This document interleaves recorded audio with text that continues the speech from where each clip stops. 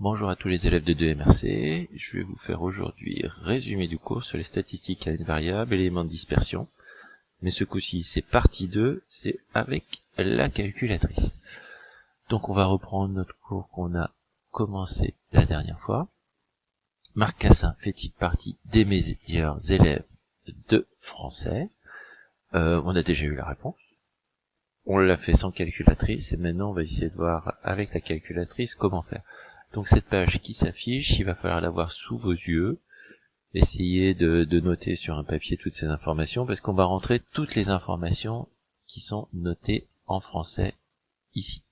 Bon, on a déjà rentré des listes l'autre fois, c'est-à-dire en début septembre, on va poursuivre cette chose-là. Donc j'ouvre la calculatrice. La voici. Et puis, avant de commencer, certainement, vous devez avoir des listes qui sont enregistrées. Donc, ce que l'on va faire, seconde plus, et nous allons effacer toutes nos listes. Donc, on va faire le choix 4, et on efface toutes nos listes. Voilà, c'est fait. Maintenant, toutes les listes qui étaient inscrites sont effacées, et on va pouvoir construire notre nouvelle liste. Donc, nous allons sur Stat. Nous allons faire le choix 1, nous allons éditer des listes. Et là, nous avons L1, L2, L3. Nous n'avons qu'une seule liste, la liste L1. Et nous allons rentrer tous les nombres qui sont dans cette liste-là. Donc je fais comme vous, je suis obligé de les taper un par un. J'ai pas le choix.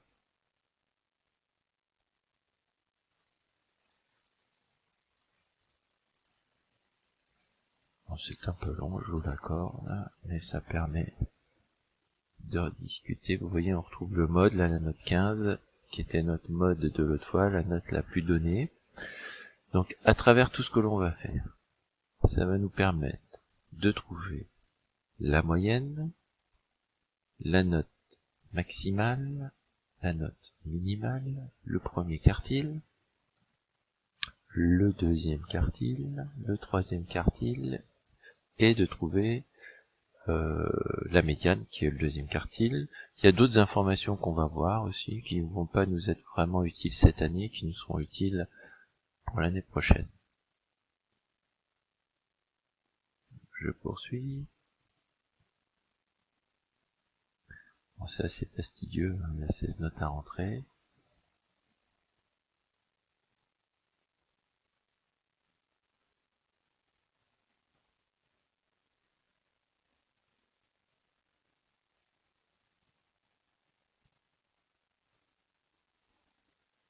Et 7,5. Bon, je sais déjà que là je suis sur la 21e ligne, donc j'ai bien rentré 20 notes. Bon, j'efface mon historique, là il n'y en a plus besoin. Maintenant que j'ai rentré mes listes, je vais demander à la calculatrice de faire tout le travail qui m'a pris quand même pas mal de temps dans la première partie. Là, ça va être assez rapide. Donc je sors d'ici, seconde mode. Voilà, je vais sur Stat. Maintenant, je vais lui demander de faire des calculs. Je vais sur Calc. Et là, je lui demande de faire une var stat. Donc choix 1. Alors pour certains, ici, on va avoir à noter plusieurs informations. Plusieurs d'entre vous vont avoir une demande qui va être liste 1, liste 2. Nous, on va mettre ici, ouvre parenthèse, seconde 1. Et on trouve toutes nos informations. Pour d'autres, je reviens un petit peu en arrière. Pour d'autres, vous vous rappelez, stat une var, il y a une grande fenêtre qui apparaît. J'ai pas la calculatrice qui est en corrélation avec ça. Cette grande fenêtre qui apparaît, qu'est-ce que je dois mettre? Eh bien, dans la première ligne, je dois mettre L1, et dans la deuxième ligne, je mets rien du tout. Voilà. Ici, on va lire toutes les informations. La moyenne, x bar, 13,5, c'est ce qu'on avait trouvé. Somme des x, qu'est-ce que ça veut dire? Ça veut dire que si j'additionne toutes les notes de la classe, ça fait 270. Les trois suivants ne nous intéressent pas, même si l'année prochaine, c'est quelque chose qui sera intéressant pour nous. Le nombre d'après nous dit qu'il y a 20 notes. Ça, on ne s'est pas trompé. On continue. La note la plus basse, c'est 6. Le premier quartile, 11,75. La médiane, 14,5. Le troisième quartile, 15,75. Et la note maximale, 17. Vérifions. La moyenne, 13,5. La médiane, 14,5. Quartile 1, 11,75. Quartile 3, 15,75. Voilà.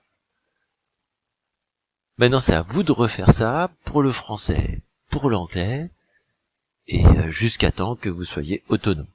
Voilà. Sinon, il y a d'autres aides sur la chaîne YouTube Calcul à Couette pour d'autres exemples, si vous voulez vous entraîner, avec comment calculer les moyennes, les médianes et les choses comme ça, et aussi refaire les graphiques.